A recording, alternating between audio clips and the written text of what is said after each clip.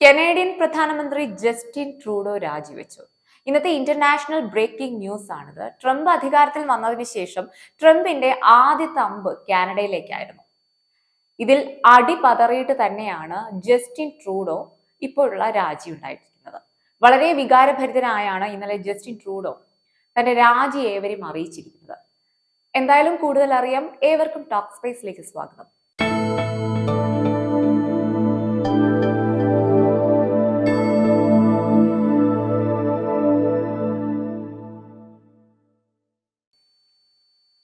ചരിത്രം കണ്ട ഏറ്റവും മോശം പ്രധാനമന്ത്രി എന്ന് അദ്ദേഹത്തെ വിശേഷിപ്പിക്കാം നമുക്ക്. ഇത് പറഞ്ഞത് കനേഡിയൻ ഡെപ്യൂട്ടി പ്രൈം മിനിസ്റ്റർ തന്നെയാണ്. ട്രൂഡോയുടെ രാജിക്ക് മുൻപ് ഈ ഡെപ്യൂട്ടി പ്രൈം മിനിസ്റ്ററും അല്ലെങ്കിൽ അവിടുത്തെ ഫിനാൻസ് മിനിസ്റ്ററും കൂടിയായിട്ടുള്ള ക്രിസ്റ്റീന അലക്സാൻഡ്ര ഫിലാൻഡ്ര രാജിവെക്കുകയുണ്ടായി. ഈ ജസ്റ്റിൻ ട്രൂഡോയെ ഒരുപാട് സപ്പോർട്ട് ചെയ്തൊരു വ്യക്തി കൂടിയാണ് ഇവര്. ഇന്ത്യ വിരുദ്ധ നിലപാടുകളും ഖലിസ്ഥാനെ അനുകൂലിച്ചുകൊണ്ട് ഖലിസ്ഥാനെ കാനഡയിൽ വളർത്തിയെടുക്കുന്നതിൽ ഒരു പ്രധാന പങ്ക് വഹിച്ച ഒരു പ്രധാനമന്ത്രിയാണ് ഈ ട്രൂഡോ. ഏറ്റവും മോശപ്പെട്ട പ്രധാനമന്ത്രി എന്ന് ലോകം വിലയിരുത്തിയ ഒരു വ്യക്തി കൂടിയാണ് ഈ ട്രൂഡോ. എന്നാൽ 2024 നവംബറിൽ ട്രൂഡോയുടെ പതനം പ്രവചിച്ച ഒരാളുണ്ട്, Elon Musk. American president Donald ട്രംപിന് ഏറ്റവും വലിയ പിന്തുണ നൽകിയ ഒരാൾ കൂടിയാണ് ഈ മസ്ക്. ജസ്റ്റിൻ ട്രൂഡോയെയും അദ്ദേഹത്തിന്റെ ഭരണത്തെയും ഏറ്റവും കൂടുതൽ പരിഹസിച്ചിരുന്ന ട്രംപിന്റെ ആദ്യ നേട്ടം ഒരുപക്ഷെ ട്രൂഡോയുടെ രാജി തന്നെയാകും. കാനഡയെ മോശമായി ലോകം ചിത്രീകരിച്ചിട്ടുണ്ടെങ്കിൽ അതിനു പിന്നിൽ ജസ്റ്റിൻ ട്രൂഡോ തന്നെയാണ്.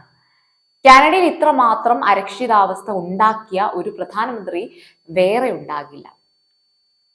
കാനഡയിലെ ജനങ്ങൾ, അതായത് ഈ സാധാരണ ജനവിഭാഗത്തിന് ജീവിക്കാൻ കഴിയാത്തൊരു അവസ്ഥ അവിടെ ഉണ്ടായി.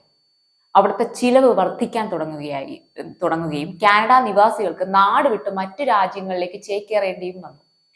വീട് വാങ്ങാനോ മറ്റൊന്നിനും കാനഡ നിവാസികളുടെ വരുമാനം തികയാതെയായി. അത്രമാത്രം അരക്ഷിതാവസ്ഥ അവിടെ നേരിട്ടു. എന്നാൽ ഈ ട്രംപിന്റെ വരവോടുകൂടി കാര്യങ്ങളെല്ലാം മാറി മറിയുകയായിരുന്നു. ട്രംപ് എന്ത് ചെയ്തു? താരിഫ് ഏർപ്പെടുത്തി. 25% കാനഡയിൽ നിന്നും പോകുന്ന സാധനങ്ങൾക്ക് അധിക താരിഫ് ഏർപ്പെടുത്തുകയുണ്ടായി.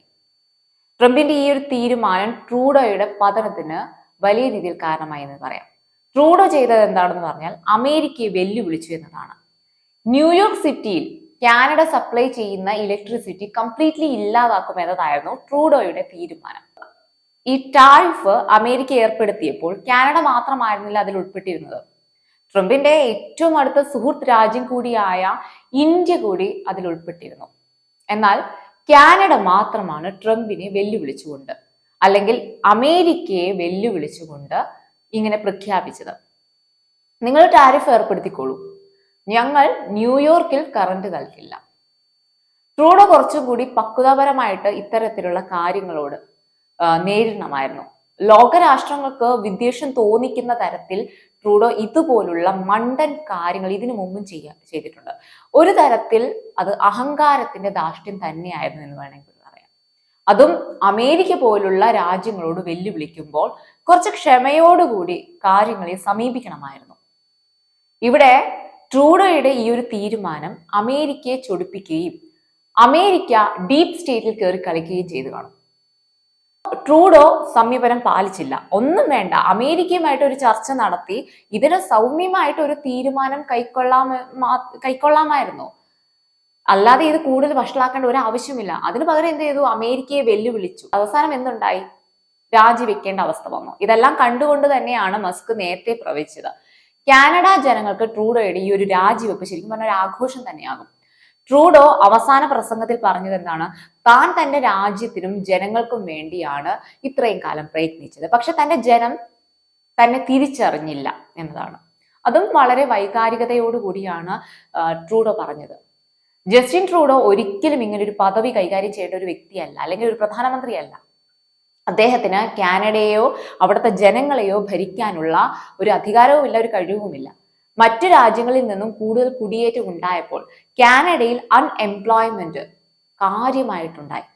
അതും ഈ ഖലിസ്ഥാൻ പോലുള്ള തീവ്രവാദ ഗ്രൂപ്പുകൾക്ക് എവിടെ നൽകാത്ത സപ്പോർട്ട്സും നൽകി ഇന്ത്യയെ വെല്ലുവിളിക്കാൻ നിന്നു. ഇതെല്ലാം ആ രാജ്യത്തെ ജനങ്ങളിൽ അസംതൃപ്തി ഉണ്ടാക്കാൻ കാരണമാവുകയുണ്ടായി. എക്കണോമിക്കലി കാനഡ താഴാൻ ട്രൂഡോ ഒരു കാരണമായി. അതിന്റെ കൂടെയാണ് ഈ 25% അമേരിക്കയുടെ താരിഫ് ഉണ്ടായിരിക്കുന്നത്. അത് കനേഡിയൻ എക്കണോമിയെ താറുമാറാക്കാൻ തുടങ്ങി. എന്തായാലും സ്വയമേ എടുത്ത ട്രൂഡോയുടെ ഈ ഒരു തീരുമാനം കാനഡയുടെ ഭാവി സുരക്ഷിതമാക്കുന്നതിന് കാരണമാകും. കാനഡ വളരണമെങ്കിൽ ട്രൂഡോയുടെ രാജി ആവശ്യം തന്നെയായിരുന്നു. ഈ വീഡിയോ ഇഷ്ടമായാൽ ചാനൽ സബ്സ്ക്രൈബ് ചെയ്യുക.